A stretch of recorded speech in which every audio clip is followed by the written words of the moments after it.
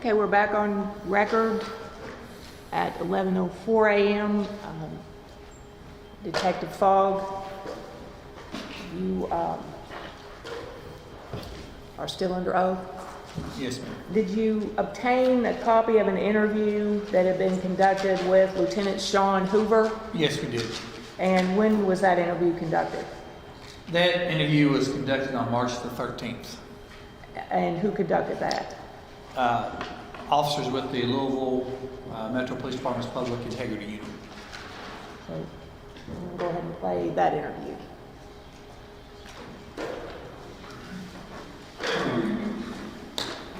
In narcotics, actually 3 years. Exact dates. We'll just say 3 years. All right. How long have you been with the department? 17 and a half years. Like you don't know. Are you under the influence of alcohol, drugs, or any other intoxicants at this time? Are you taking any kind of medication that would affect your judgment or your ability to think clearly? No.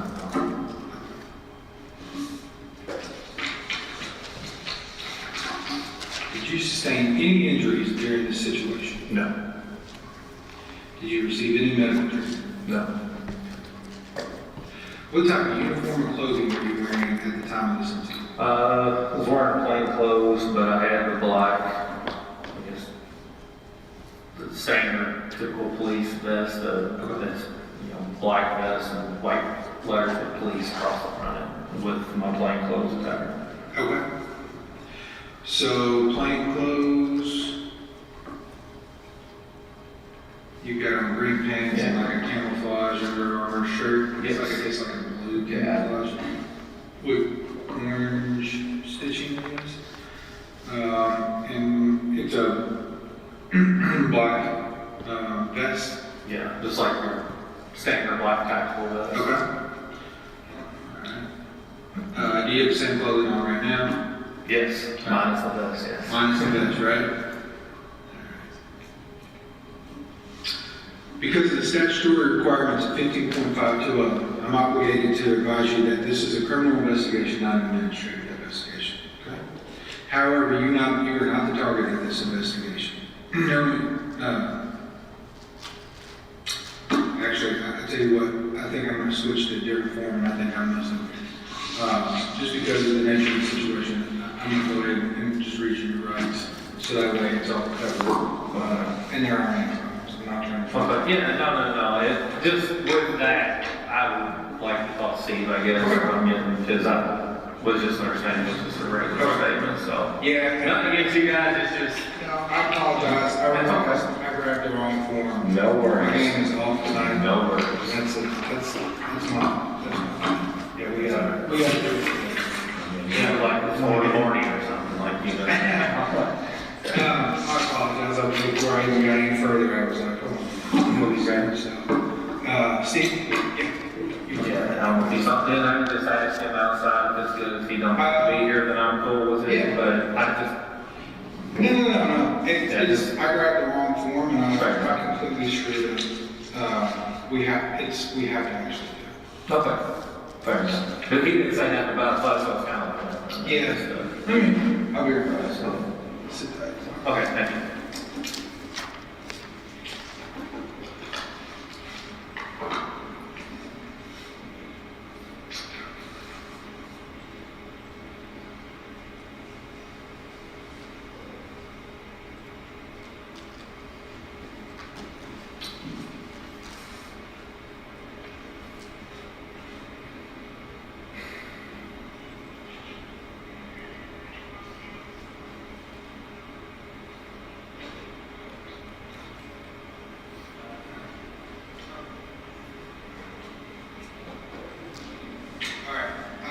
I'm wrong. I apologize. But again, it's up to you.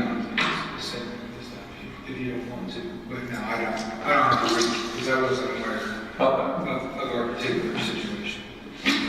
This would still apply. I apologize for any confusion. You still got to do what's best for you and what's best for you. Yeah. No, I don't have an issue. Why don't statement at all, it just seemed different than what me and him talked about. Okay, yeah, well, and that's why I was going to clarify with Sergeant Miller. Okay. I was like, I'm getting ready to screw this up, so let me go ask him. Okay. So,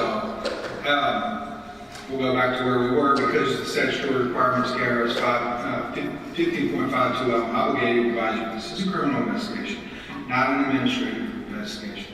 However, you are not the subject of this investigation. Knowing this, are you going to give me something that this Yes. is? Okay. Again, I apologize. That's okay. Any- That's why it's a little clarification. Yeah. It sounds a little different. So. Yeah. Okay. Well, I didn't want to, as I got into it, I was like, hold on a second.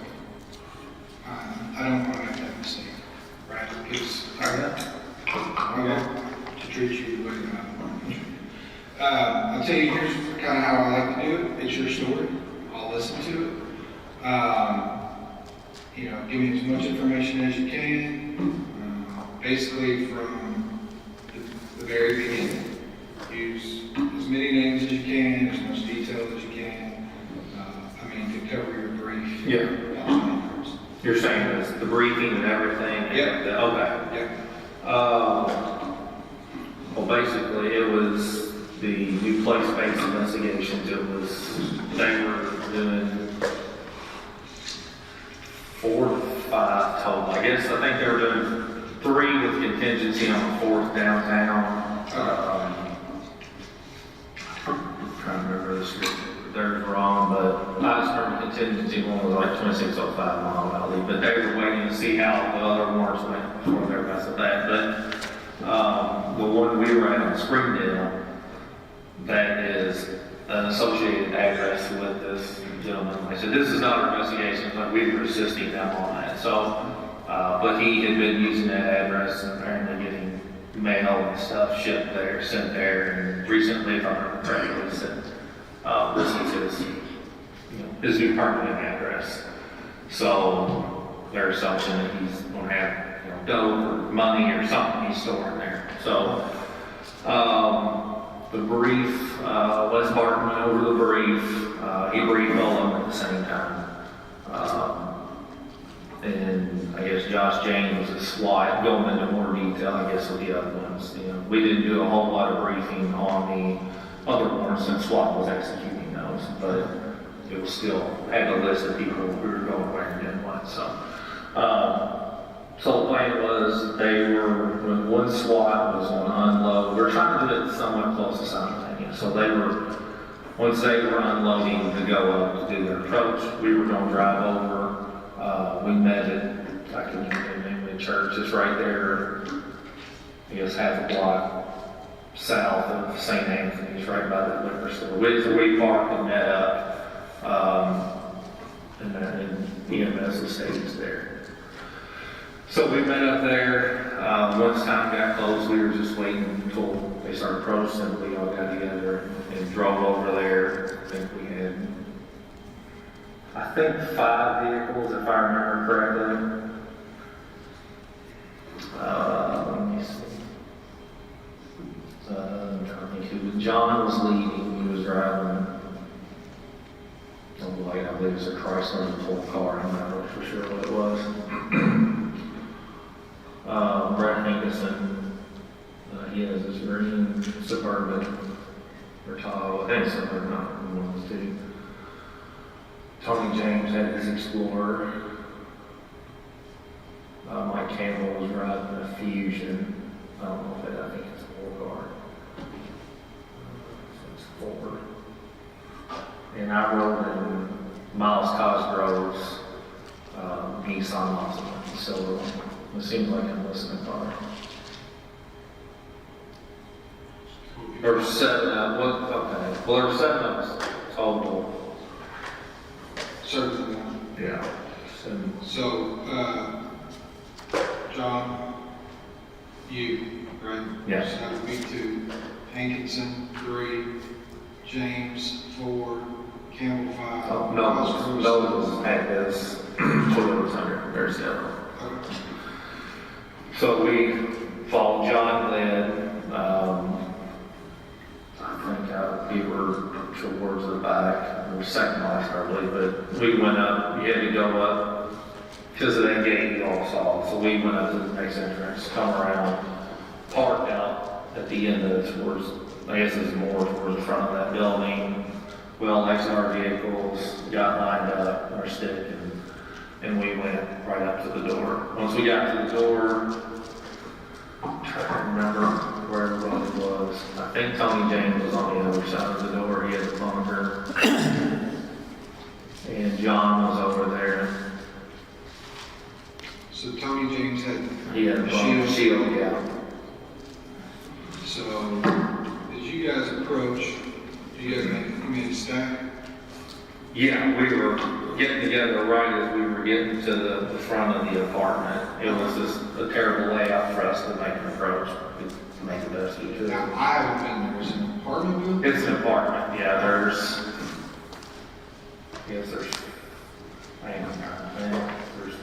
8 total. There's 4 on the bottom, 4 on the top. I guess there's 2 on the side and 2 in the back, same with the above. I'm trying to the best way to explain it to you. I don't have a picture of it, it shows the back. Okay, what apartment are you guys 4, I believe. I can look. I'm almost positive it's 4. Should have been 3003 number 4. Okay. I'm almost positive it's the right address. But once you go in, like I said, it's an open, this common area outdoors, and there's steps on the right-hand side to go up, but we were on the first floor. Like I say, John and Tony were on the other side of the door. Mike Nobles was on, everybody else was on my side. Okay. And Mike Nobles was, the range was on that side. And I think, if I remember right, I think Brett was covering, there's patio doors on the outside.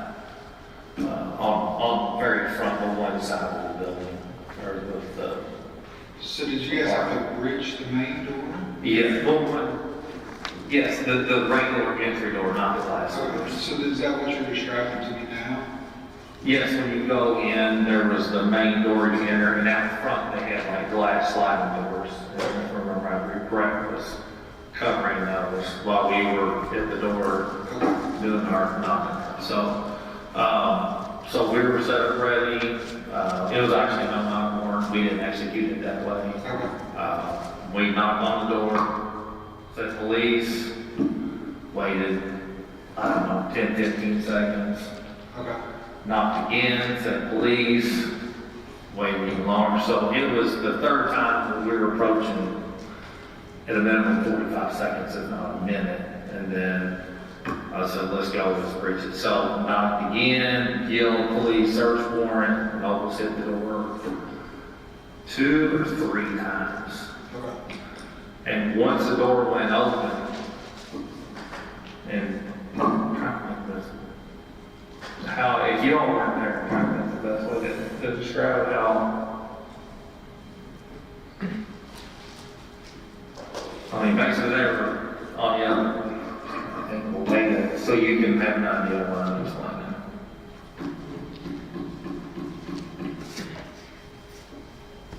Well, basically, they were on the left side of the door, everybody else on the right-hand side. I'm trying to think of a way to explain it to you. And the mic ran from this right side of the door, so it went out. Yeah, I guess that'd probably be easier. I'm just trying to look on video. I'm trying to think of the best way to. So this is Springfield. So parking spaces, and then there's like a sidewalk. And then this common area is just like a square, and this is like the bigger, I think the apartment's basically split like that. So there's 1 apartment here, 2 and 3, 4. Well, the numbers aren't right, but that's kind of central layout. And the door to this one was right here. So there was Tony and John were on this side. And I know Mike was there. I was here, I believe Brett was up here. There's glass sliding doors at the front, and Brett was covering that. And everybody else, I guess, Campbell and Coster, they were on that side as well. So it's an inward open. Right? Yes, I believe it swung that way. I believe that's the way, or it's swung in left. Yes, the inward swing. Do you think it opened inward to the? I believe so, yeah. So Mike, once after the third hit, and second, third hit, it opens up and John steps over and into the doorway. Well, I mean, he's still probably 5 foot away, but steps into it to try to get to see what you can see. I mean, it was dark in there. As soon as he leaned over, you hear gunshots coming out of that apartment. I don't know how many, because during that time, I heard the shots, John goes down, and he said something like, fuck, I've been hit, or something like that. I couldn't tell, and I could see he'd been hit in the leg. So, at that time, Tony, I think it's how that was, I don't know how I got into that doorway and got him out without getting shot. I believe Tony stepped in with the bunker to shield. Well, when John went down, I saw that he did return some rounds. I don't know how many. I just knew John Magnus. When he went down, he was going down, he was returning fire while he was laying on the ground. And at that time, Miles come in front of me, and that's the last thing I grab John, and he's stumbling, trying to get, I'm dragging him, but he's used his legs kind of, so we're getting him out of there. And basically getting out to the parking lot and getting behind the first car we can get to. I don't remember what it was. So we were just basically doing parking space and bike out vehicle. I can tell you anything about it. But we got him there trying to assess his injuries. And I knew I had a tourniquet, and I guess I was in somewhat panic mode. I just took my belt off and did that and held that until somebody got over there and Tony James had a tourniquet put on his leg. Because all he tells he had one bullet wound in the upper thigh. And he was bleeding, I thought, a substantial amount, but I mean, of course I had all over me, but it was also in puddled water slime. It could have made it look even worse, but I mean, he was definitely losing blood either way. So we tried to figure out the best way to try to stop the bleeding. So after that, we were able to move him again to the back side of another vehicle, which I believe was a civilian vehicle. I think it was a white Toyota big SUV, I believe is what it was. And also, I wanted to go back to something I forgot. When we were knocking the first 2 times, neighbor from above us come out and was like, "What are y'all doing?" Like looking down at us. So he heard us upstairs even knocking. And told him to go back in the apartment. He kind of wanted to argue. He said, "Get back in the apartment." So the guy finally went back in the apartment. That was his white SUV is out front. He was dropping something off and he was trying to leave when all that happened. So, trying to think anything in between there is just such a blur. Got him out. I said to the behind one of these vehicles that was part, I believe, was of a other private citizen vehicle. I believe that may actually be where we got the tourniquet on. Was out there. I think I had to belt it first just to get him away from everything. And we got him back there. That time, patrol officers were showing up. Whichever one got to me first, I don't know which one. It may be the other kid that's here, the one who they gave a knife for sure. But they gave me a knife, so started cutting John's pants and trying to see if he had any more injuries or if he had a pass through, because he kept saying, turn up here, but I think it's good to turn it. After that, seemed like forever, I don't know. EMS, they come back. It seems like they left, because I don't know if they were blocked by that gate to go around and come in the other way, and I think we got all of them to come back. Miles Cosgrove, his Nissan Altima was right there, or somebody got him pulled up. I don't know who was driving it. Me and another officer, it was, I'm not sure out there, I can't think of his name. Ran the gate. We got John up onto the back of the Dolphin, and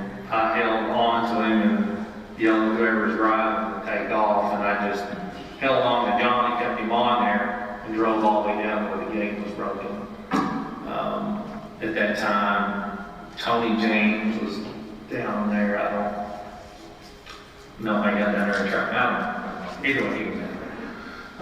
So I just grabbed John off the trunk and just got through the gate and put him in the ambulance, and Tony helped me get him in the just up in the bed. I don't really know. I can't think right now. Then after that, I believe Mike and Tony, don't know if they both were paying attention. I got off to go back to the scene while they were trying to take care of John and get him to the hospital. When I get back there, at that time there's a lot of other officers that were showing up. People were covering doors with rifles and whatever. And I would say, I guess, probably 10 minutes later, roughly, something like that, the guy, there's a male gentleman there who decides to come out. So they talk him out, Breonna talked him out, got him all the way back up to the cars, and K-9 also assisted as well, because the guy was really slow walking, didn't want to come out. So K-9 assisted with that. And he makes some statements. I can't remember much of them. I'm sure with all the body cameras that the officers there, they should be able to pull them up. But he said something about there's a woman down inside. He said she was the one shooting. He said she had a 9mm. He believed a 9mm. And he was taken into custody and put in a patrol car. I don't know where he was transported or whatever. They were just getting him out of there. And then during while this is going on, we were also calling for SWAT to come back because we did have, there was an armed suspect in there. This is before the guy gave himself up. I'm sorry, I'm back a little bit. So we started calling for them to leave the warrants they were doing down on the magazine to come back and help us, because with, given the situation, we weren't going to walk back in there, so we were waiting for SWAT to come back and check the apartment cleared. And they found, so there was a female down inside, but that was it. I didn't ask her about weapons or anything like that. I just asked them, what casings were there, because I was assumption it was a rifle. I think somebody was shooting. I mean, I know we're in close quarters, but it was so loud, and I don't know who said it. Somebody got a rifle, so I think he's got a rifle. So I don't know if it was AR-15 or what, but somebody said rifle. It may have been John, I'm not for sure. But as far as none of us stepped foot in that apartment. With the incident, SWAT was the only one to go in there. So you guys never actually made entry? We never made it in. We were, in my opinion, we were ambushed. They knew we were there. I mean, all the neighbors knew we were there upstairs. They were coming out to see what was going on, and they were waiting. So I'm going to just kind of run you back through this, okay? Yeah, I got down for a little bit. You're fine. Yeah, you're doing a great job.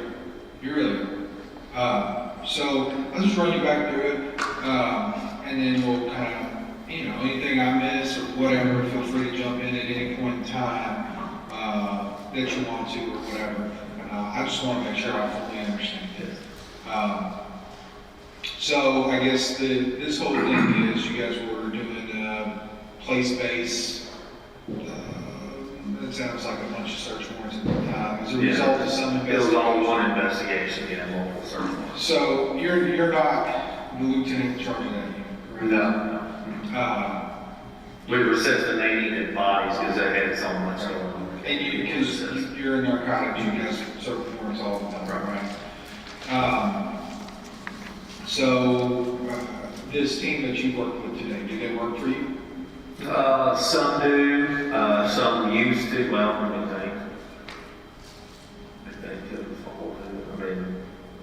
I think every one of them, other than Mike Noble, either works for me or worked for me before we did the reorganization. Okay. So is it just kind of a hodgepodge team, I guess? Yes, it was, you know, they needed bodies, we showed up and kind of just, Was that a volunteer thing? yes, yeah. So you guys volunteered to show up. Where did you guys do the brief at? CID 701 West North, at our office. The narcotics office? Yes. Okay. So you guys do the brief at the narcotics office. Were these supposed to be simultaneous? Trying to keep it reasonably close, not necessarily, we were one and we're waiting on SWAT to make their approach. And so we knew by the time we drove from there, parked, and there approached it, they were already in there. They wanted reasonably close, but not, you know, No. super silent. Okay. I got you. Not like some big suit. Right, and being the other end of town. So what did you guys know about that target that you guys were going to? All that we knew is it was a female apartment, I believe it was an ex-girlfriend. I say, I guess you gotta assume anything when you're, you know, in search warrants, but it was for a search warrant, it was considered a law risk one. I mean, as far as, Okay. it was mainly looking for, you know, any kind of documentation within that address and also any narcotics or cash. I mean, he was connected to that address, but it wasn't there. Who's he? I cannot remember his name right now. No, it's fine. Was he the main target? There was 5 associated with that case, and I believe it was the main one, the associate of the main guy. Okay. So like I said, there were 5, meant the whole network type. I'm assuming there was an actress now? I believe. I say that, but I did not see one. So, I mean, I guess that could be an error on me for not asking that question. Okay. I guess under the assumption that it was low risk, they knew the history. I assume they did. But based on what you were briefed on, you felt like it was low risk. Is this something? Yes, I felt it's something easily capable. Yeah, nothing outside our capability. How long have you been doing that? Well, I've been in narcotics, I guess, about, 3 years, around 3 years, and then I also did 6 years, 5 years of the flex unit, and then also sergeant of the First Division Halo for a year. So you served 15 warrants. Yeah, quite a few. So you probably have a pretty good idea of what's high risk, what's low risk. Correct. When to make the appropriate call to who. Correct.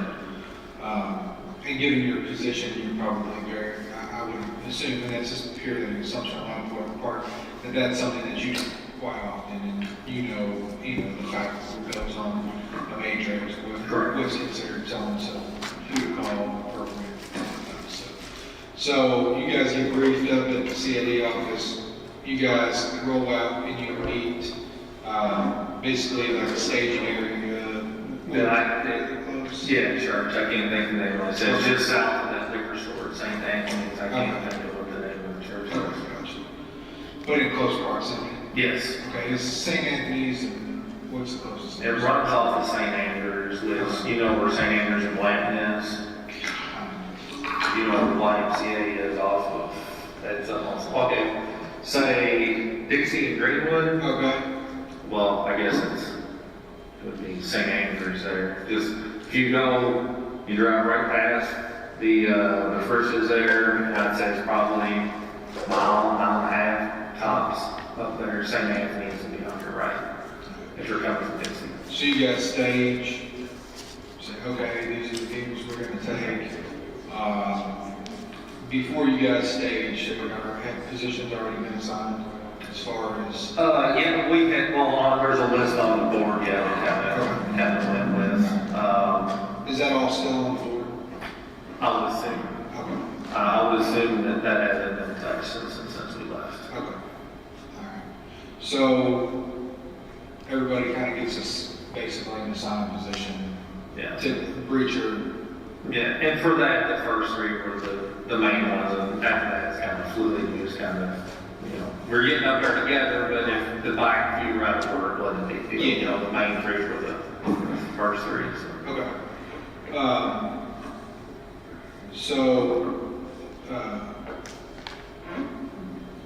was John's position, was he to provide security for Tony, or what was kind of his role? I guess we were, I guess, essentially probably, well, I wasn't where Tony in the bunker when he saw it, just reasonably, we're gonna follow Tony in. So, Sure. I didn't know he had it with him. So, essentially, John, I think, was just stepping over and trying to clear, and I believe he was actually shouting search warrant, if I remember correctly, and immediately, was gunfire. So he was trying, I believe, just to clear what he could, and then Tony would have come in and we would just all got in behind and just followed over through.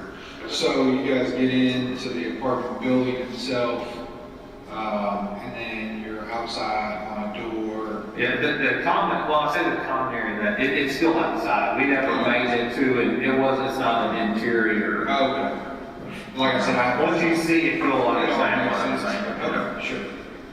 So you guys stack up on the door, and you said you guys knocked in and announced. How many times? 3 times. 3 times you knocked in and announced. And then were you, so as you did that, how long ago would you say you waited in between knocking and announcing? I mean, it was probably 10 to 15 seconds at least. Okay. Like I said, for the 3, it was at least 45 seconds, if not a minute. I mean, we were there for a little bit, and, hindsight, but, so it wasn't no knock warrant, but because with it, we considered it going to be more of a low risk, we're like, we'll just give them a chance to open the door. Okay. So that was kind of our thought process, but is we were going to give them a chance to open the door, And why? because like I said, it was low risk, and with that, we didn't, obviously there's the concern of destruction of evidence, but we felt with her, she made me like, what's this, if he was there, it'd be a different story, but with her, that's why we knocked the first 2 times, it just said police. We didn't, police search warrant, we just said police, Okay. and waited, delayed, whatever 10, 15 seconds was, repeated the same thing. And then the last time, I just said, let's just hit it, they're not gonna answer. Okay. So then that's when we did the search warrant, police search warrant announcement. Okay. So the first 3 times that you knocked, or the first 2 times that you knocked, you just said police, Yes, hoping to draw her to the. yes. And it was, like I said, it was loud enough that the neighbor above them would come out to see what was going on. So the 3rd time that you knocked, that's when you guys say search. He warrant? said bang, and said police search warrant, and then Mike rang it. Okay, and then Mike rang. Yeah. And then, for whatever reason, John steps out. And I guess is his gun up at this point? Yes, I can't go from memory and remember him actually stepping out, but I know he did that because of where he got shot. Okay. He had to step right into that front of that door, trying to, just looking in to clear, I guess, to see if there's any threats, immediate threats there. Okay, and you felt like, and then he gets shot, like Immediately, like immediately. As soon as that door flew open on that last hit, I said, everybody's probably yelling it, but I remember somebody yelling search warrant. So I can't say specifically who it was, but, and then immediately, there was, gunfire coming at us. Okay. So you feel like at some point, then possibly Tony James steps in front of the door with the shield? I'm assuming that to get John out of there and he not get shot, that probably had to happen, because John was kind of in the open and I was in the open. Okay. And like I said, Miles stepped in front of me trying to address a target, and I grabbed John, and after that, I was just dragging to get him out of there. I heard a bunch of gunshots, I couldn't tell you, where they're coming from, but they were pretty loud, so. Did you see anybody else shoot? Because I did not you said you see saw anybody. John shoot, right? Yeah, John was the only person I saw shooting. He's the only person that you saw shoot. Okay.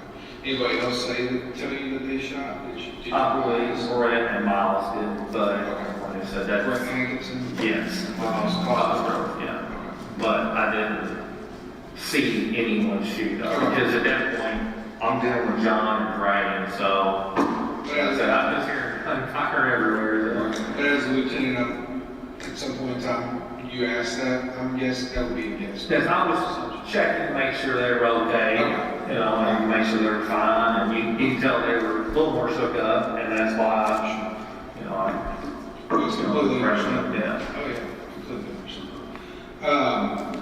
So, you guys, after that happens, it sounds like it kind of settles down a little bit, maybe? As far as like, that initial burst of violence. Yes, once we got out into cover, it was quiet. And then, so you immediately start trying to render aid, you do all that, once, John gets down to EMS, you then turn your attention back towards Go back to the scene. Yeah. When you get back to the scene, I believe you said that you saw people have rifles on windows and the door. Yeah, those were, the patrol officers that showed up. Sometimes they're in that span, I don't know, there were quite a few, obviously, with that situation. So obviously, it sounds like they're trying to contain it. Yes. And so as that is happening, a male comes out from the inside. Yeah, it was, you know, and that's just like, it's so hard to determine time with everything going on, but I would say it was a minimum 5 to 10 minutes. Okay. A guy decided to come out. I was down the way and I heard him, I believe it was Brent Hankinson that was addressing him. Okay. And he was like, something to the effect of, there's a male coming out, and then basically talking about him. The guy walked extremely slow, just small. So it took forever for the guy to get back there. Okay. And then I said, Canine said, and I can't remember that officer's name for nothing, but Okay. he had his dog there, and it's like, come back, you know, to me, or at least the dog, and he picked up the pace after that. He got back a little quicker, but he was being covered by multiple firearms, definitely. Do you remember any of the faces or names of anybody else that you saw out there? No, the bad thing is, they're also new, like, during that incident, no, I mean, I talked to Major Shai and Lieutenant Randall afterwards, but I don't know if they were there when the guy come out. I mean, other than, you know, the group of guys out there. Okay. I don't remember, there was a bunch. Okay, but you remember the canine? Yes. Okay. Yeah, I can't remember his name for nothing. Okay. It may come back to me in a second. Can you describe it for me? He's white male. I want to say his hair is kind of spiky in the front. I know who the guy is. I recognize him. It's not somebody I've ever talked to, but I recognize who he is. Kirk? Wasn't Kirk. Nemo, Jeremiah Nemo. It may have been Nemo. Is he kind of taller? I mean, like 6'1", 2-ish, something like that, maybe? Yeah, that's him. Possibly Neat. I believe that's who it was. He was out there when I was in. And, Then, if he was the ones out there, that's more than First it likely. was Jeremiah. so you turn your attention back towards the apartment. You see it's now covered down, and this guy ends up getting talked out by Brett Hankinson, who was with you guys, and then with the assistance of a canine officer. Do you remember who all went into the apartment? I don't know if anybody went into it. SWAT did. I don't think that I saw, I'm 100% positive, none of the narcotics people or CID people went in there. I think somebody, your guy may have done a walkthrough or something. I don't even know if they went in. I know they were over there by the door. SWAT, I think were the only ones that went in. I don't think any other officers went in. Not that I'm aware of. Because with that, you know, potential armed suspect, we were just holding perimeter and letting SWAT come handle that. Okay. So, after, I guess, Dave's SWAT ends up getting it cleared, Yes. you were there for that? I was there, yes. Okay. So SWAT gets it cleared, and then kind of run me through what happens from there. I guess just chain of command starts showing up. Or... Yes, I mean, during that time, I contacted Major Barbara to let her know that she already knew at that point. She was like, I'm on my way to the hospital now. Okay. I guess she probably got the command page, I guess. But I tried to call her whenever, as soon as we got John in the ambulance and gone, I immediately called her. Right. As far as command showed up, I said it was Lieutenant Isaac Manor from the 3rd and Major Shot. They were out with a barricade subject in Fairbanks, so they went from that to that. Okay. Colonel Judah showed up. Okay. Trying to remember who else. Did you tell anybody about what happened? What do you mean? Did you talk to anybody else about what happened? As far as like, did you, share the whole incident? Did you share? Well, I talked to Major Burberry Okay. and let her know what was going on. Okay. And that was basically up to the point of where I think got John on the ambulance. I don't think the guy had come out yet. He was still in there Okay. at that point, I'm pretty sure. I guess, let me say it like this. Other than informing command of what happened, Yeah. did you talk to anybody else about it? Anybody else, like another peer or something like that? So like me and him or peers, Yeah. I'd say, you come up and you're like, man, this is what happened. Or, Well, I mean, we had other guys from CID showing up Okay. that work, they're currently in my, I guess, and good friends of John. Okay. So, I mean, that's the main thing is just kind of explain to people like, man, I think he's all right. This was kind of what happened. Just getting the gist. I didn't go through like a detailed, anything like that, but I felt that that was something I should inform them. I couldn't be like, sorry, without flavor. I mean, that's a good friend of theirs that they've worked with for years in our guy. So, I felt somewhat I was obligated, but in order to comfort them a little bit, so they knew what was going on with their friends. okay. So you didn't like cover like in depth detail or anything like No, that? no. I was just saying, we were making entry and man, we were getting fired on and we drove John out of there. And that was kind of the gist of it. It wasn't obviously nothing detailed like this. It was, of course, I'm running around, having calls from Major and stuff like that. I didn't really have time to sit around and conversate a whole lot. So. Right. Doing basically what you think, right? At that point, Some guy, yes. I mean, it sounds kind of. Yeah, you're exactly right. To put it that way, but I mean, it's, right? Yes. When we got to start as commanding officers, Yes. start every morning. That's true.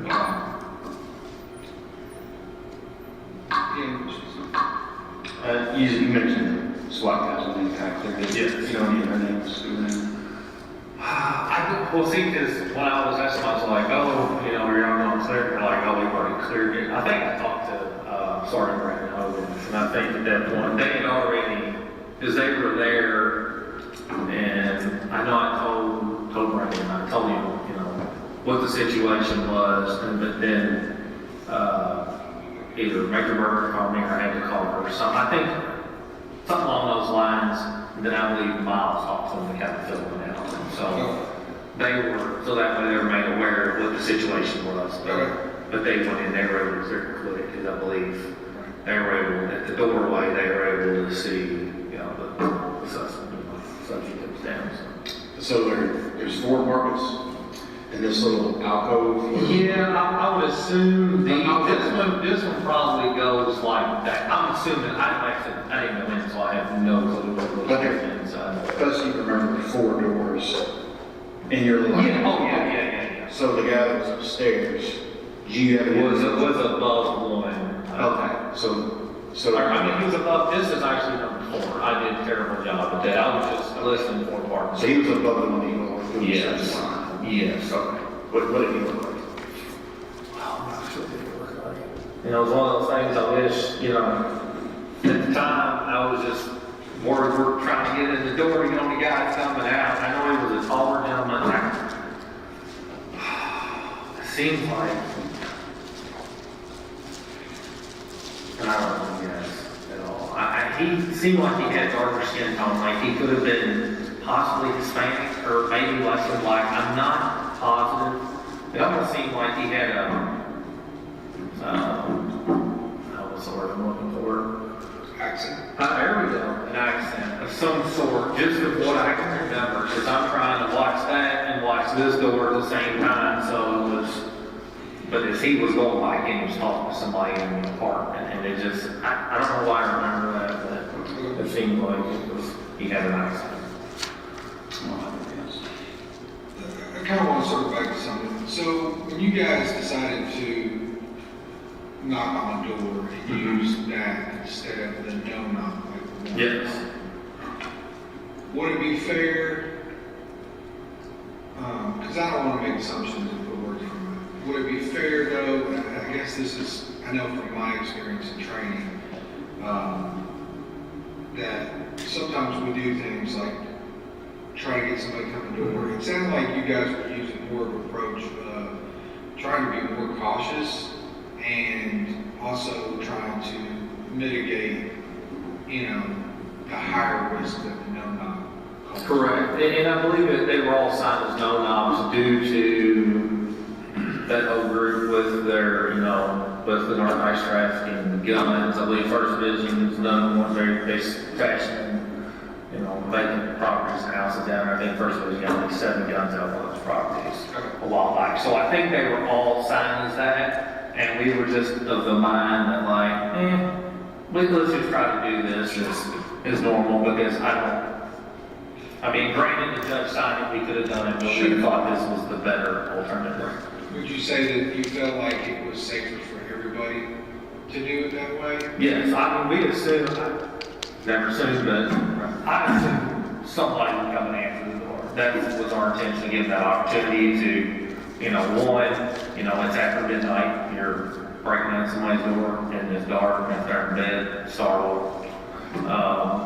So we're trying to, well, that, trying to give them a chance to answer the door, you know, and on top of that, it keeps us from having to tear up their property, you know, and not that we're going to try to do that to avoid the looting, but, you know, there was a lot of things that pointed us in the direction of like, let's just not go on this door. You know, we just, Well, you had how many members of your unit with you who have done umpteen warrants and numerous years of narcotics experience? between Tommy James and John Madden alone, I mean, Right. just those two. And then you had Breonna and Campbell's. I'm just, yeah, I mean, nobody, I mean, there was nobody that said, no, let's do the no. I mean, everybody was in agreement. We've done a lot of ours, you know, they've probably done plenty more than I have, but, you know, everybody, that seemed to be, to us, the best option. And that seemed to be the right thing for us to do on that. Sure.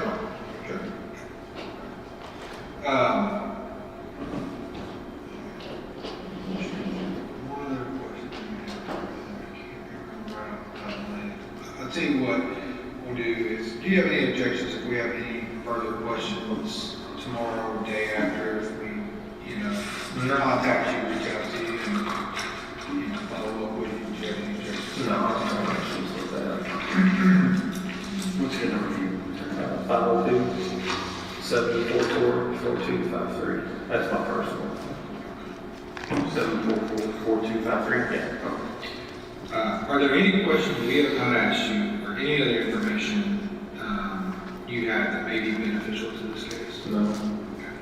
Is there anything you want to state for the record before we? No. Is everything you've told me the truth to the best of your knowledge? Yes. Will it include the statement, permanent time is going to be 0?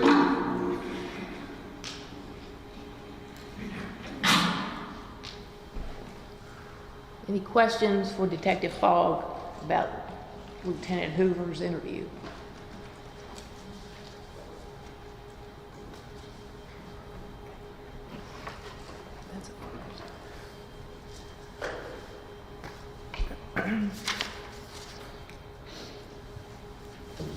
The process of your investigation. Yes, ma'am. One question. Was he asked specifically based on his position, or was he asked specifically about his position in the stack, and then based on that position, whether he could see the man upstairs? I think he said at the beginning of the interview, he talks about he's at the rear of the stack, or toward, not complete rear, but he was behind Mattingly, James, But did he say he was and under Cosgrove. He mentions he mentions hearing him, and he mentions he couldn't really tell exactly what he looked like. He said he was light skinned.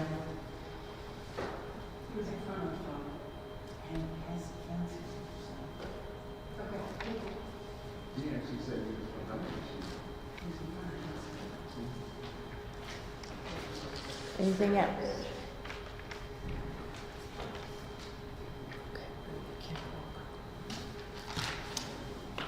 Did you obtain a copy of recorded interviews that had been conducted with Kenneth Walker? Yes, ma'am. And when were those interviews conducted? Those interviews were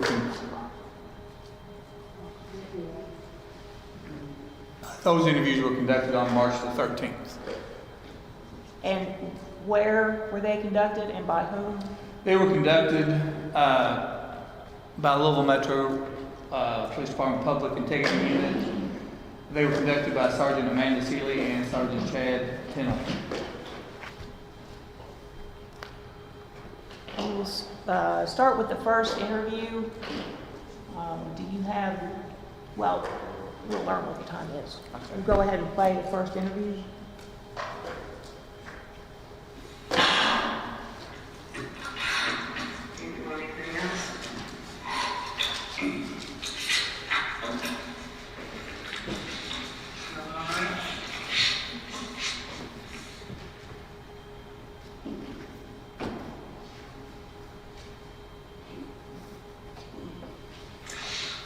So do you know who we are? We're the Public Integrity Unit. We investigate officer-involved shootings. So we're here just trying to find out what happened. So we take our step to Commonwealth Attorney so we can find out all the information that we can.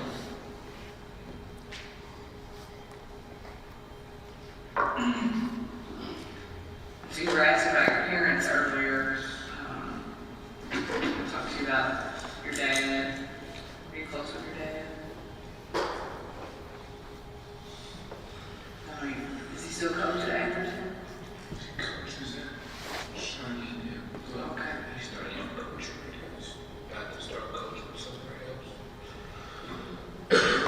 Atherton Hank puts in.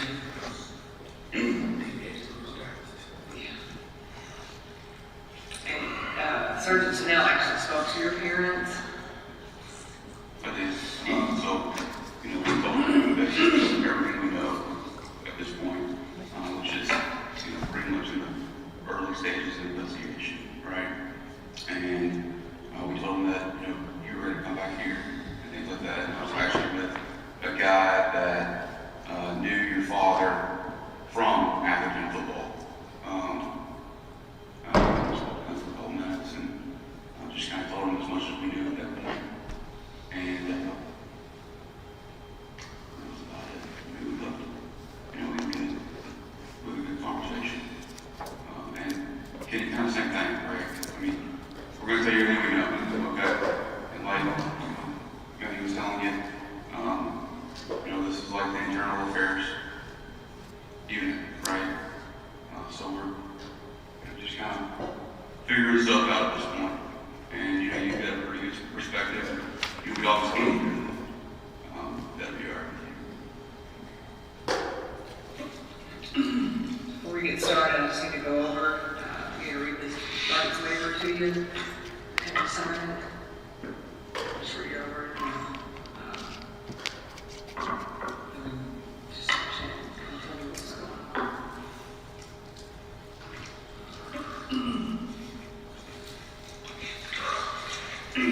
This is Amanda Seeley, Metro Police Department Public Integrity Unit. Also with me is Sergeant Chad Tennell, BAU Office 3672 Heather Boulevard. Today's date is March 13, 2020. Thursday, current time is 03:53. I am here with, is it your name? Is it Kenny or Kenneth? Kenneth? And last, middle initial? Okay, so Walker, the third. Okay, what is your date of birth?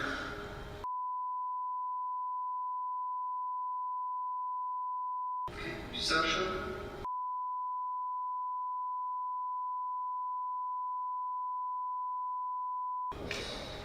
Do you have a home phone or cell phone?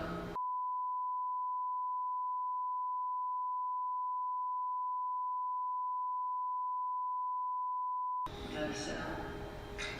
Thank you. Where do you currently reside?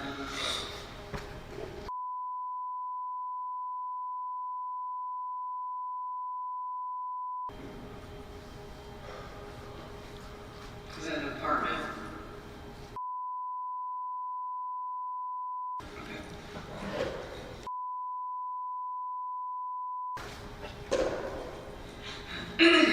So we're here about an incident that occurred at 3007 Springfield. 3007. That's 3003? I'm sorry. 3003 Springfield Drive. Who is that? Whose apartment is that to you?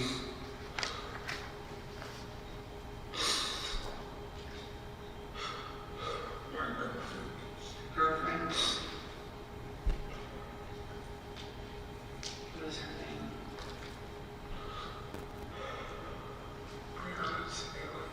Breonna Taylor?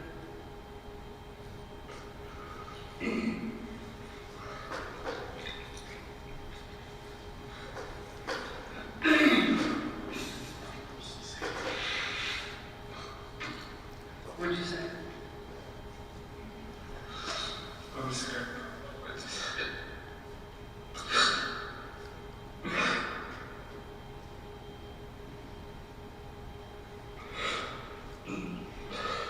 We're just trying to find out what happened.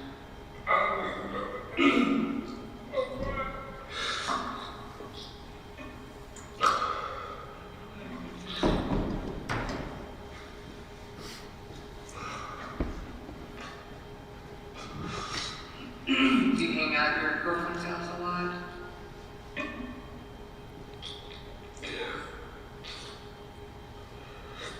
She's off work and stuff.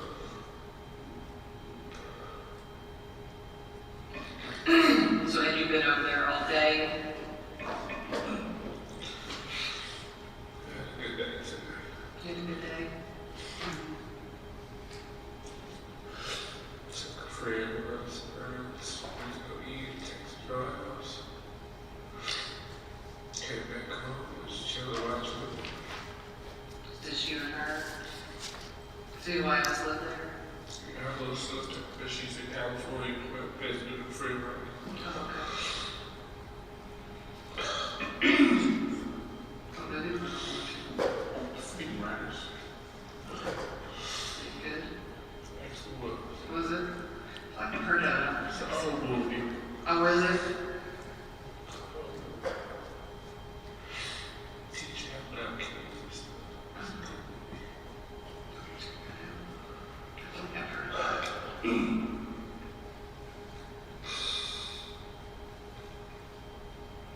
So did y'all finish watching the movie?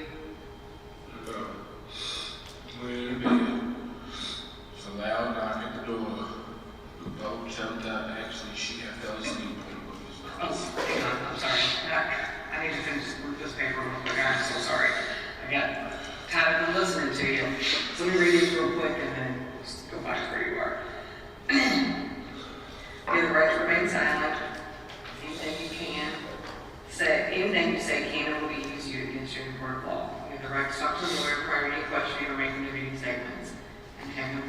reason why you're being questioned. If you can't afford to hire a lawyer, one will be appointed by the court to represent you before questioning if you desire. You may stop questioning or making statements anytime or refusing to answer. Further, provide requesting to consult with an attorney prior to continuing with questioning or making any statements. Just need you to sign this. This is, I have read the statement of my rights. I understand what my rights are. I'm willing to make a statement and answer questions. I do not want a lawyer at this time. I understand and know what I'm doing. No promises or threats have been made to me and no pressure or of any kind have been used against me. I'm sorry? Well, she told me I was going to jail for the rest of my life. Which one it was. They said it was going to let the dog on me and all types of stuff just happened. Staying in bed. Who was that? Do you know? Can you describe it to me? Don't know, somebody was wrong. No, I understand. I'm sorry. Yeah, I just don't like when people do that. Yeah. They had the dog right there, right behind me, barking. I'm out there with no shoes on, clearly nothing, walking in water and stuff, backwards. And he's like, I'm gonna let this dog on you, you're going to jail for the rest of your life. And I'm like, people look at my record.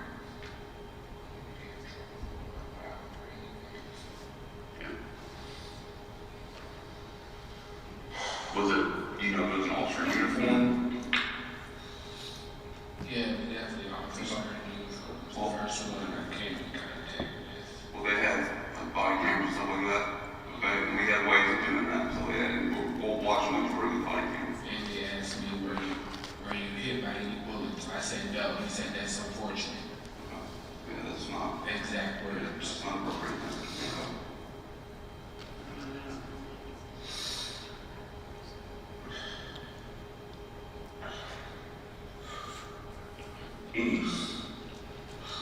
So can I think be good to sign this and then get you do your statement? Leave you alone.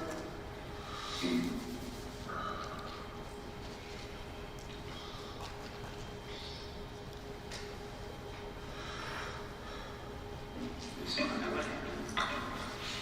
The more we know, the more we can look into and see what happened and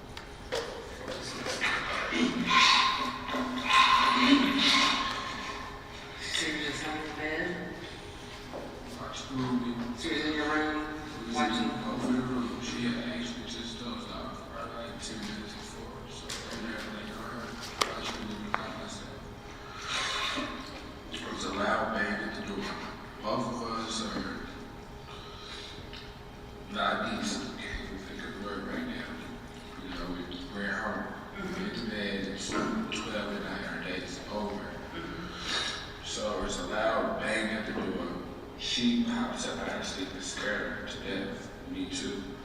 Like, who is that? I was honestly thinking it was because we've been on and off together or whatever for like 7 years, whatever.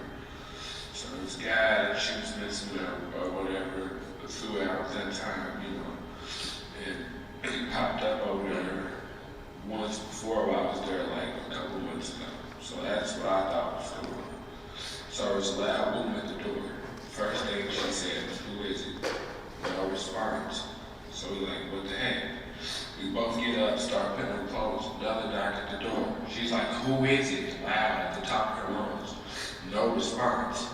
So I'm like, what the heck? So then I grab my gun, which is legal, like I'm licensed to carry everything. I've never even fired my gun outside of the range.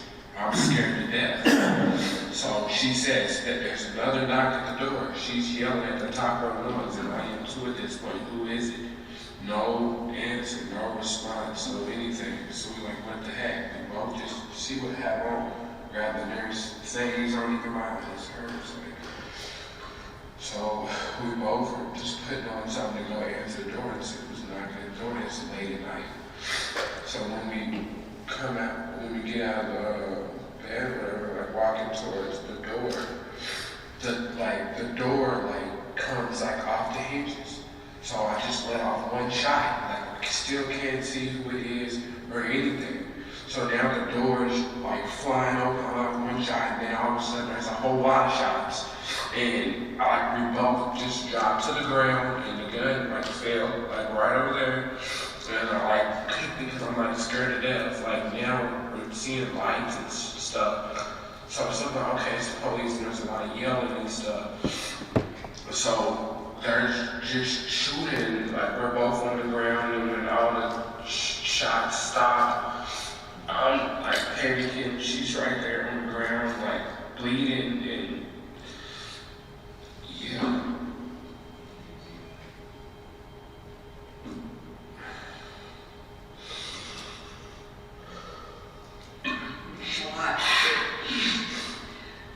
So was there any lights on in the living room or the hallway? Was everything off because you guys had gone to bed? Everything was off. The light where we were. And actually that light was off at that point. We were done. It was just the movie was watching us more than we were watching it. And when it's a long hallway, as you can see, so all you can hear is a knock at the door. Even if somebody was saying something on the other side, you probably couldn't hear them. But as loud as we were screaming to say, who is I know whoever would be on the other side of the door could hear us. So that's it. Next thing I know, she's on the ground and the door's busted open, and I hear a bunch of yelling and just panicking, and I'm telling everybody I'm yelling at him because she's right here bleeding and nobody's coming, and I'm just confused and scared, and I feel the same right now. That's it. So you said you grabbed your gun. Do you have a CCW? Yeah. What kind of gun do you have? It's just a 9mm. What's it look like? Silver and it's black. A Glock 9. So you said you grabbed it? Just because we were scared at this point, this loud boom, it's late night, and we're asking who's at the door. Nobody's saying anything, and you keep knocking, and you're not saying anything. So I'm like, what's going on? I didn't expect it. It scared me when the door got kicked and stuff. So my only reaction was to do that. I'm trying to protect her. She didn't have a gun, so Does she own a gun?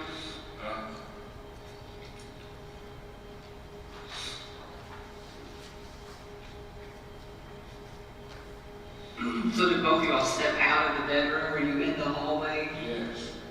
Didn't even get all the way down the hallway to the door before it got kicked. She literally got shot right at her doorway in the house. We both literally stepped out of her doorway, and then they came down the door, and I left the shop in the hallway next to each other. Okay. So then they just start shooting 10 shots. Where did you go then? I just dropped on the ground, right next to her door. I dropped on the ground. There's a room to the left when you come out of her room. So there's a wall, right here. So when I just dropped on the ground, I scooted over, but I'm trying to I didn't know if these shots, where they're going or stuff, I'm scared. I've never been that close to somebody shooting a gun. Unless it's in a controlled environment, such as at the range or something. So I'm freaking out. I can't register anything that's going on. So She just fired at one? yeah, just one. That was just one. I don't know who's coming to this door. The door just got kicked out the hinges, so I'm scared.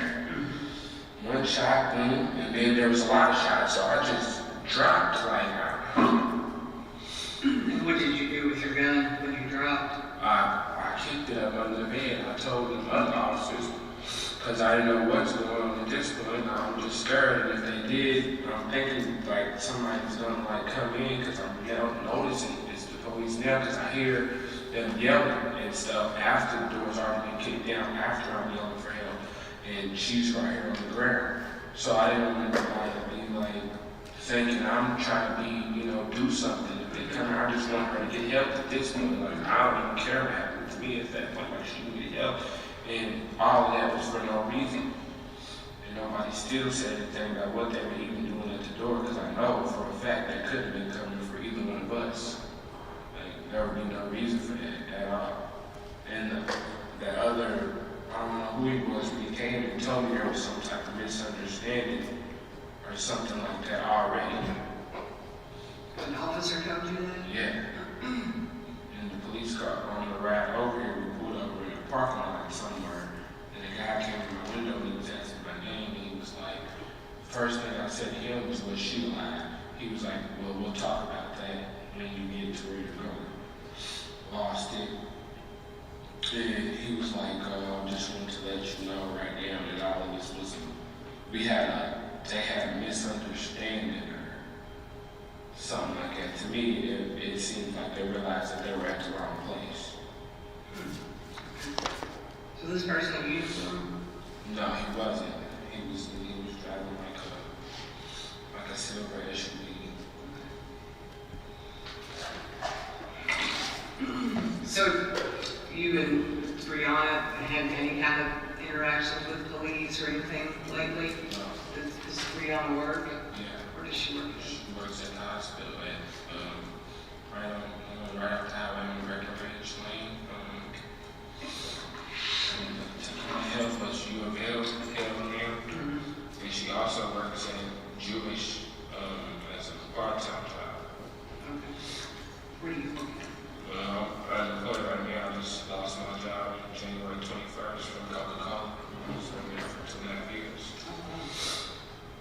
I actually just got hired on at the post office in a place called Breonna.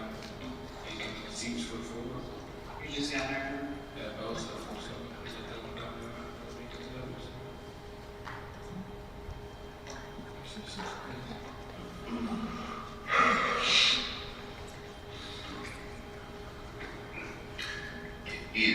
Kenneth, what do you want to be called? Kenneth is my name. I never had the luxury of like shortening my name. All of a sudden it was cool. It's Chad. So, what are you going to do with that, and then I kind of just want to go back over it and kind of, fill in maybe some confusion that I had. So these like loud bangs in the door, and you all are yelling, "Who is it? Who is it?" That kind of thing. How many loud bangs there was? So first it was dun dun dun dun dun. Okay. Like, what's that? So now we cannot put no clothes. Yeah, because y'all were in bed. Yeah. They cannot put no clothes. Naked, pretty much. Yeah. Okay. So we get up. All right, I probably get my pants on. Mhm. She probably gets some pants on, and it's another guy like dun dun dun dun dun. She's like, "Who is it?" Right. Like loud. You're still in the bedroom? Still in the bedroom. Because we're trying to get decent to go into the door, Right. wherever it may be. Is the bedroom that first bedroom on the left down the hallway, or is it on the right? I didn't make it all the way down there. It's all straight back. Straight You back. come in the door, Right. you just keep on walking straight, and you'll be Okay. all the way down the hallway. Sorry to interrupt you, go ahead. So after that second loud bang, where she's still yelling, "Who is it?" Like I said, I grabbed the gun. Sure. So now we got enough clothes on. I still didn't make it even put shoes on or anything. I don't have anything. So, Yeah, you almost said it, yeah. so after I grabbed that, we start walking towards the door to go see who it is.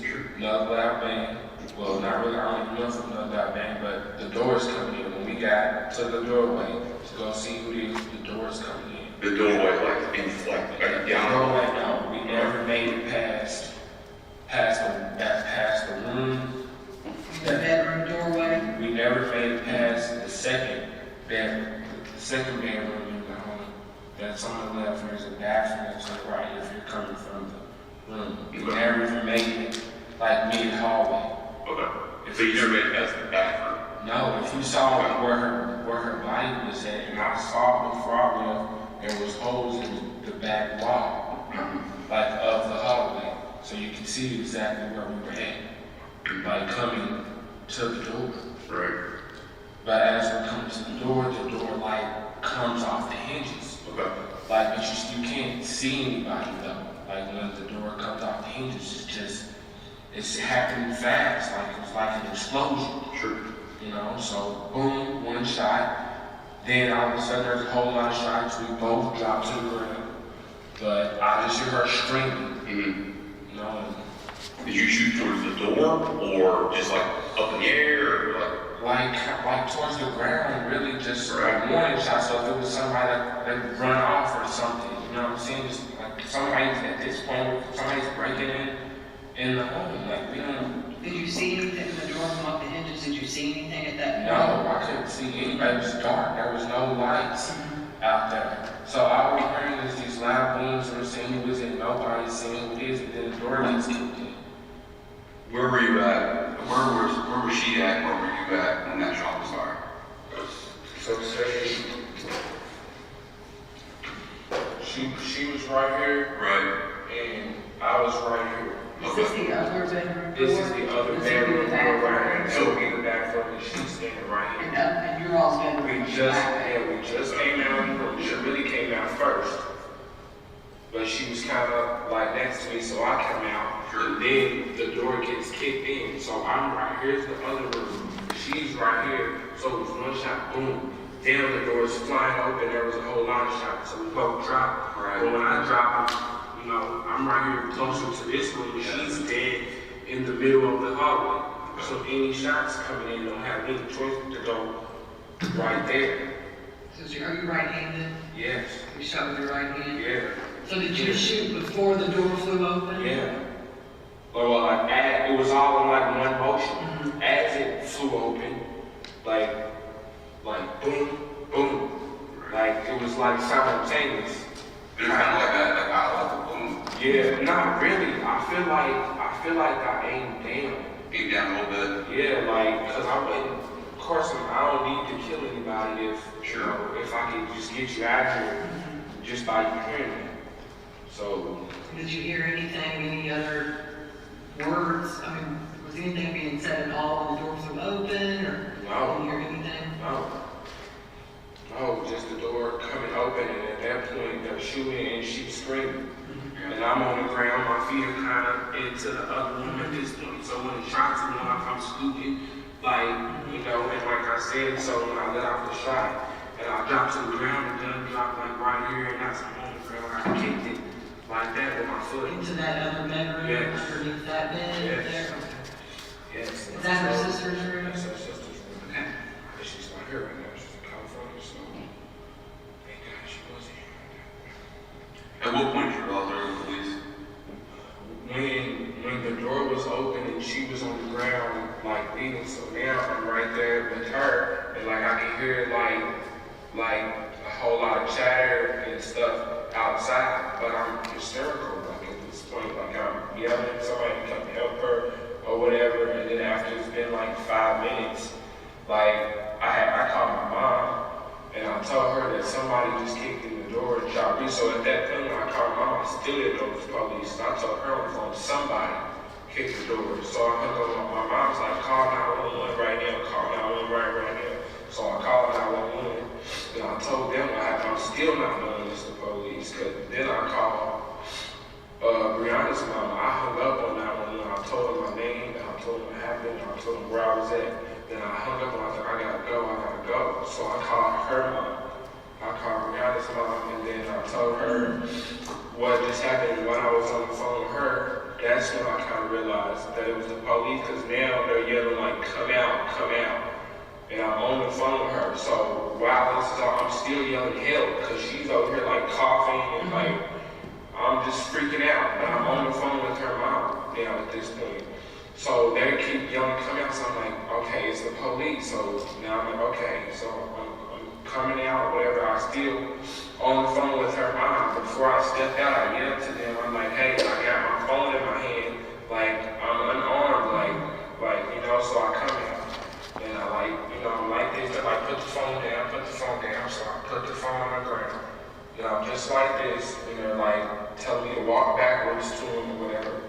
So I just started walking backwards, and I'm like, there was something that was blocking me or whatever that was telling me to move out of the way, and like the dog is barking, and that's when I got close to the edge, and the dude was like, are you hit with any, did you get hit by any bullets? And I'm like, no. He said, oh, that's unfortunate. And then that's when he had the dog right there. I don't have any shoes. I clearly have nothing in my hands, anything. I'm walking backwards, and he has this dog right here barking like 3 feet behind me, like the dog is going crazy. And he's like, if you don't, if you don't get down or something, you know, I'm doing everything they're asking me to, slowly and truly, like, I'm like scared to death. And I told him like I'm scared, like, and he was like, if you don't get down on your knees, I'm gonna let the dog go. I'm gonna let the dog go. And I'm just like, please don't let the dog go. Like, so now I finally get down, and then they come and they put the cuffs on me and stuff, and then they walk me away. And that was it. That was the end of everything. Where did you put your phone down at? Right in front of the front door. And her mom was still on the phone while this was happening. What's your phone look like? It's got a red cell phone case on it. So iPhone 11 Max Pro.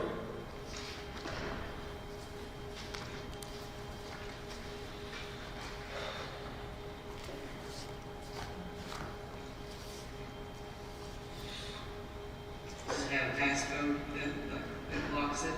Mm-hmm. Do you know the passcode? 1017. Did she have a phone? Yeah. Did she call anybody like when y'all first heard the name in? No, I called people after everything had happened, and nobody, what really made me not realize it was the police either, because nobody was like rushing in after all this happened. They all like stayed outside, so I'm like, what the heck was that? Like, so now, because she was shot, that's what made me call my mom and call her mom and let everybody know what just happened. So you called your mom, then 911, Yeah. and then her mom. Because my mom told me to call 911. So do y'all have like patio doors in your apartment as well? Did you see anybody? Did you come out of the hallway before? I when you never started? came out down the hallway until I walked all the way outside with my phone. I never came all the way down the hallway. I didn't know what was going on. I was worried about her. She was on the ground. Easy. So were you walking out of the apartment backwards, or did you walk forward I walked until you got to the forward door? until I got to the door, and I yelled out the door, hey, I have my phone in my hand, I'm coming out. And when I came out, they told me to put the phone down, and they told me to face towards the other door and walk backwards towards them. Did you see anybody or anything at the patio doors or anything? And what were they yelling to you? Just come out. They were just yelling, come out of the apartment.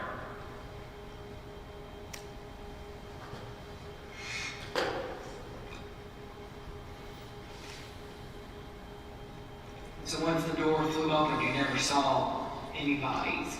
No. Never heard anything? No, after the door flew open, I guess they like dispersed or something, which makes sense because I let off a shot, so I guess they just moved from right there. But I still not knowing who it was or what just happened. Like everything happened like in the blink of an eye. Like literally it was like 5 to 10 seconds or less. Like when all of that happened. Like Do you know, any idea how many shots you heard after you fired your numbers? like 10. It had to be at least like 10. Like it was a lot of shots. I seen for sure on her, I was right there with her, like, I don't even know, like 3 holes under her leg, then on the wall, like right behind where she was, there was like 4 holes on the wall. You know, like, it was a lot of shots. So you said when you guys are laying in your bed, you grab your gun, you keep your gun like next to you in bed, or? No, like it was just like on the floor, I think, like in the holster. Just there, because I carry everything, I got a holster that's supposed to be inside. I got my pants on me at the end of the day or whatever, whenever I come in the house, whether it's our house, my house, whatever, I'm just gonna set it something. I don't have any kids or anything, and she don't either, so I really didn't have to, like, get put up, or say or anything. So.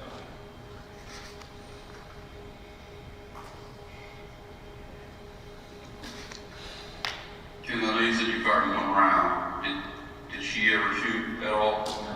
Did any more rounds ever get fired out of that gun? No, just one. Just one. Okay. 9mm Glock. You keep a full mag. Yeah, but it might have been short, maybe 2 or 3. Because last time I went to the range, I used up all my bullets, so I only had that couple bullets, so I just had them in there for just in case. How many do you think you had? I can't really say, I mean, like I just check it all the time. Right. That's how I'm expecting to use it. So as long as I have more than, 2 or 3, that was fine with me, because it shouldn't take any more than that. Right. Do you always keep one in the chamber? No. No, when I got up, I put one in there, because nobody was seeing who was at the door. I never keep it in the chamber, because once upon a time I got, not pulled over, but the police kind of put up on us when I at first. Well, I didn't even have a gun license yet. And, no, I did get pulled over, actually, and I had one in the chamber. The police told me, he said, that for future record, they took my gun or whatever, and they took out the clip, and they ran my ID and stuff. And then they came back, and he was like, I never hand anybody guns back. So they threw the clip in my front seat, and they put the gun in my trunk. And he was like, for future reference, never keep one in the head, because that's a charge or something, like 10 or something like that. So since then, I never even keep running there. So. So you don't I don't know how true that was, but I mean, it made sense to me, so I'm like, I don't want any problems, so I just want to keep on everything. So you don't know how many you had in your clip? I say maybe like 7 or 8. It only holds 10 plus 1, I think. How long have you had the gun? I think about a year and a half. You go to the range a lot? No, I've only been to the range like 2 or 3 times. I only shot that gun in the range once, actually. Do you have other guns? Well, I did, but I only had one other one, the AR-15 pistol, but it was a small one, but I had to sell it because I was drunk, So you don't have that gun? So is there any other guns in her apartment? so. The sister doesn't have one that would be kept anywhere? She. She's only 2 years old. Definitely don't have any guns. And the Breonna's never had a gun before? She's supposed to be getting her.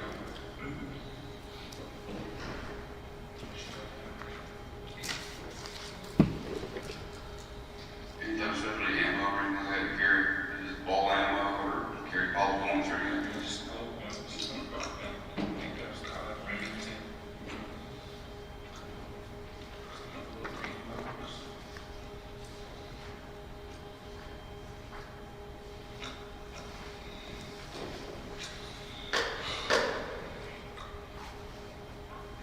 It's a lot of process, Ken.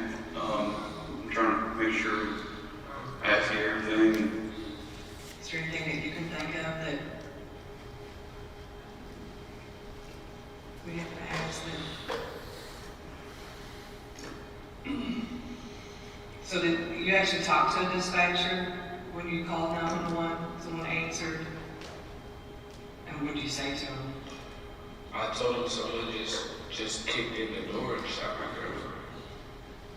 Did you give them the address? Yeah. Yeah.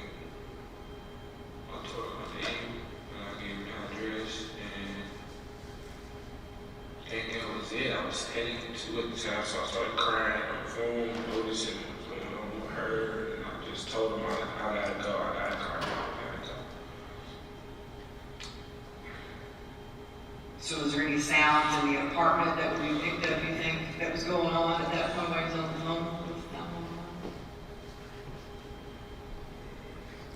Maybe TV, because the movie was still on. But nothing from like outside in the hallway or the door, or I don't think so. no one yelling?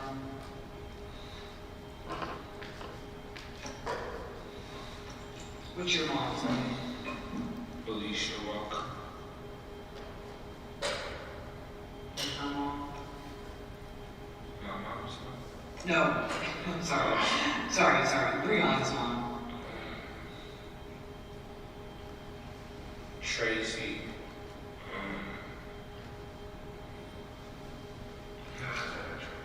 Tamika. Okay, her real name right now. I just know RCP. Well, I call her Reese.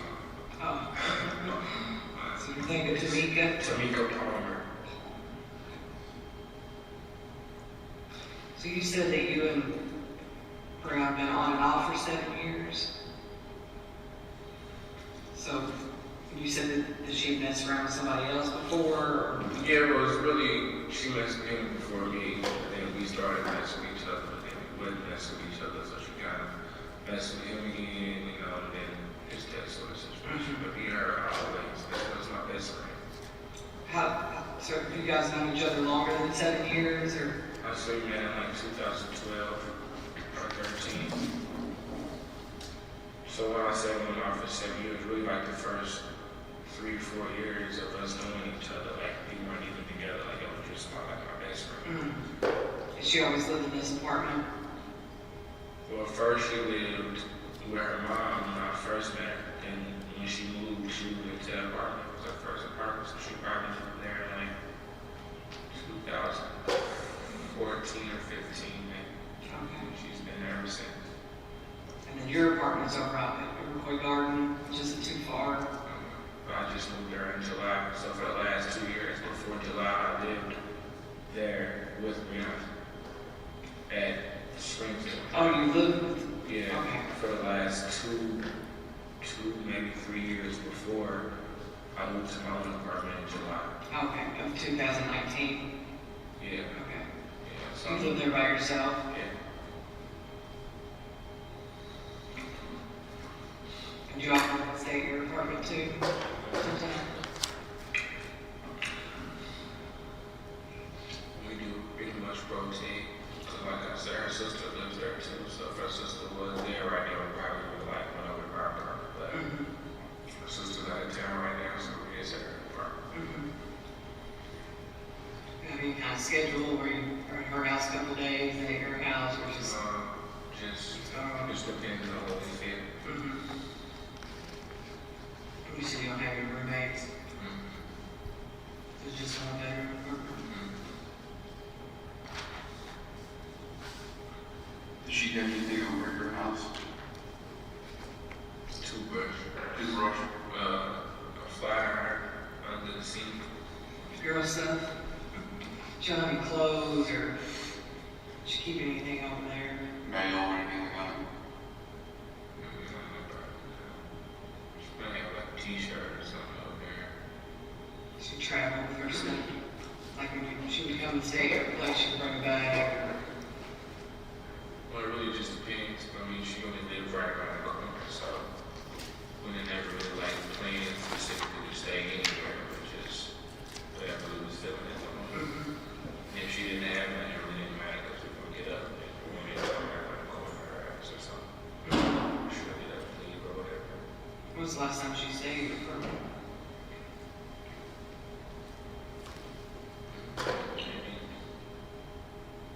Maybe like a week ago.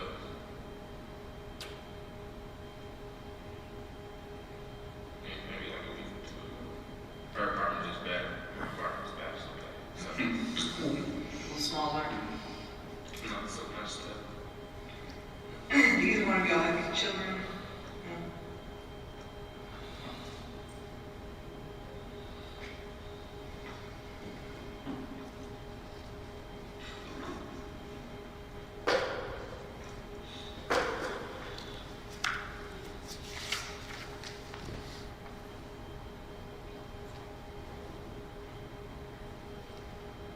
Do y'all both have your own cars? Do you drive over there? Is y'all's cars in the apartment complex parking lot, like right outside the door?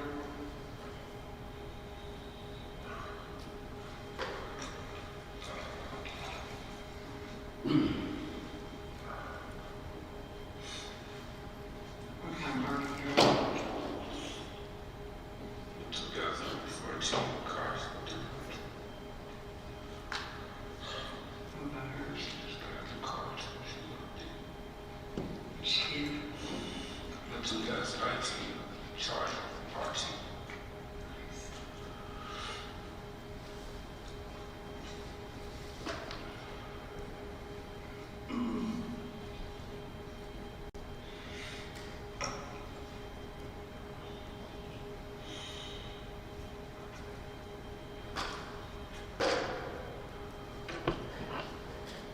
Does the police officer behave okay? I don't know any specifics on that yet.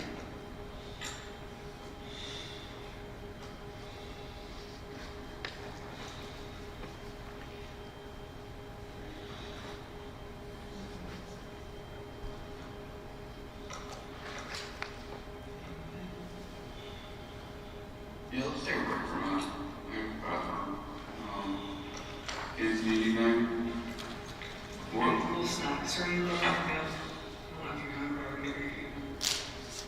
We'll come back in about 15, 20 minutes and kind of talk a little bit more. I just want to take a break for a second. Okay, kind of process some of this stuff. You have any questions for us before we go? Why did they even come there?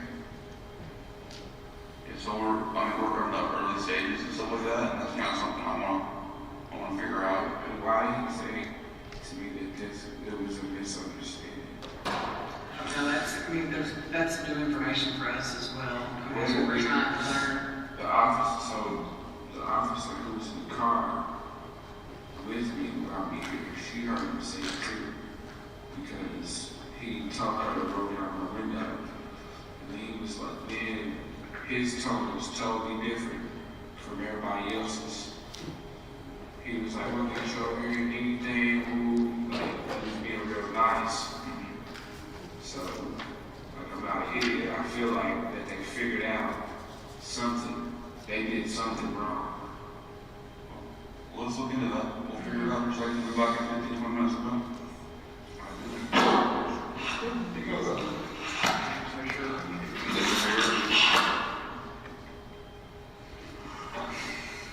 Give us a second here, buddy. Let me make sure the restroom's clear. So we'll get it figured out, okay?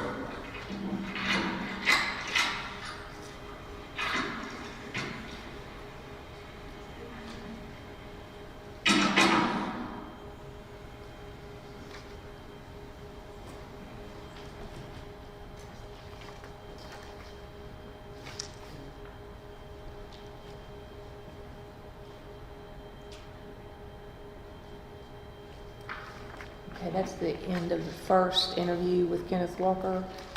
And so we're ready to go off the record now because lunch is here.